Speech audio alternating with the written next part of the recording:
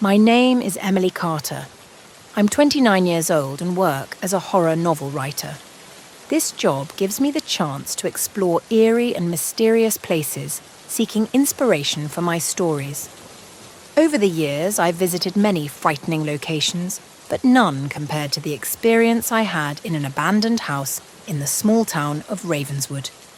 Ravenswood is a quiet town nestled amidst dense forests. It has a haunted reputation, with many old buildings abandoned and spooky tales circulating among the locals. I came here after hearing about an old house on the outskirts of town, said to be filled with paranormal activity. The house had been empty for years, and the locals called it the Ravenswood Horror House. I arrived in Ravenswood on a cloudy afternoon. The grey sky added to the sombre atmosphere of the town.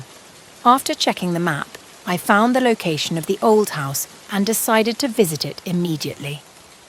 The house was at the end of a deserted street, surrounded by tall trees that made it even more isolated. With my writing equipment in my bag, I stepped into the house.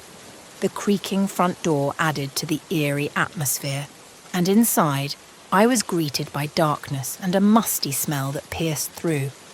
I turned on my flashlight and began to explore the rooms inside. Old furniture and thick dust covered everything, indicating that the house had been abandoned for a long time. As I entered the long, dark corridor, I felt a sudden chill in the air. My footsteps echoed on the creaking wooden floor, creating a more tense atmosphere. At the end of the corridor, I saw a slightly ajar door.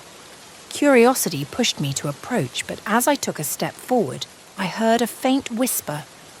"Emily?" I paused for a moment, convinced it was just my imagination. But the whisper came again, this time more distinct. "Emily, help me!" My heart raced. Who was calling my name? I decided to open the door and see what was behind it.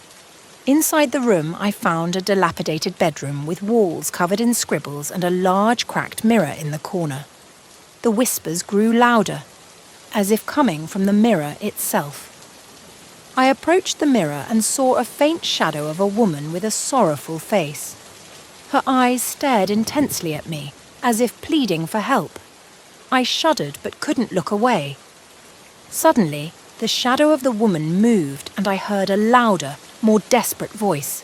"Help me! I'm trapped here!" I felt something pulling me closer. Unconsciously, my hand touched the cold surface of the mirror. In an instant, I felt a powerful wave of energy pulling me into the mirror.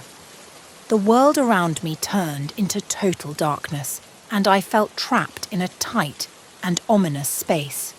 I struggled to break free, but the mysterious force grew stronger. The whispers turned into terrifying screams, and I felt like drowning in a sea of fear. In desperation, I tried to recall all the horror stories I had written, hoping to find a way out of this nightmare.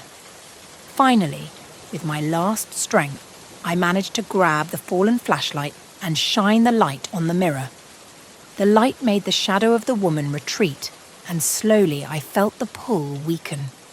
With one strong push, I managed to pull myself out of the mirror and back into the shattered bedroom. I fell to the floor, panting and trembling. The mirror now looked ordinary, without any shadow or whispers. I quickly packed up my equipment and ran out of the house, never looking back. That experience changed my life forever. I realized that some secrets are better left undiscovered, and some places should remain empty. Now, I write horror stories with a newfound understanding of real and unseen fears, always remembering the whispers from the dark corridor that almost engulfed.